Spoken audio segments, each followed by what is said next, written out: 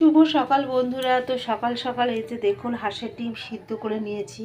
তো হাঁসের ডিম অনেক রকমভাবেই খাওয়া হয়। তো আজকে ভাবলাম যে একটু হাঁসের ডিমের ভাপা করব সর্ষে পোস্ত দিয়ে। তো হাঁসের ডিমটা ওই জন্য আমি সিদ্ধ করে একটু মাঝখান থেকে চালা করে কেটে নিয়েছি।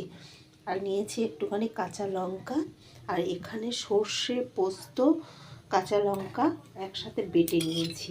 তো এবার এটার মধ্যে আমি একটু নুন দিয়ে দেবো।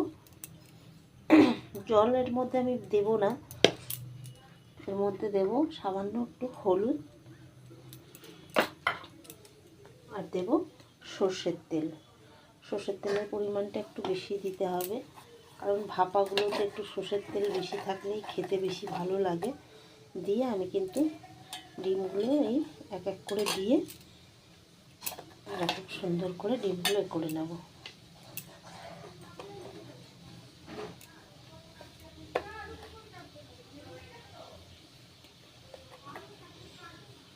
খেতে কিন্তু এটা গরম ভাতের সাথে দারুণ লাগে। এটা রুটি ফুটির সাথে অত ভালো লাগে না খেতে, কিন্তু গরম ভাতের সাথে দারুণ খেতে লাগে।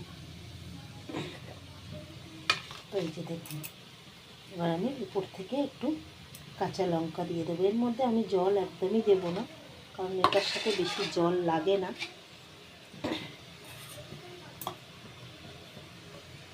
দিয়ে এবার আমি এটাকে ঢাকা দেব। ঢাকা দিয়ে দিয়েছি, আর এই যে কড়াই জল ফুটছে, আগেই বসিয়ে দিয়েছিলাম। দিয়ে আমি এটা 10 মিনিট ফুটতে দেব। দিয়ে আপনাদেরকে দেখাবো দেখতে কেমন হয়েছে। খেতে তো ভালো হবে।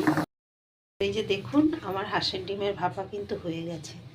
দেখতে তো কত সুন্দর হয়েছে দেখছেন, খেতেও কিন্তু দারুণ লাগবে গরম ভাতের সাথে। তো মুরগির ডিম দিয়েও এটা হয়, কিন্তু হাঁসের ডিম দিয়ে বেশি খেতে ভালো লাগে। তো রেসিপিটা যদি ভালো লাগে আপনারাও একবার এভাবে বানিয়ে খেয়ে দেখতে পারেন। চলুন পরের ভিডিওতে আবার আপনাদের সাথে দেখা হবে।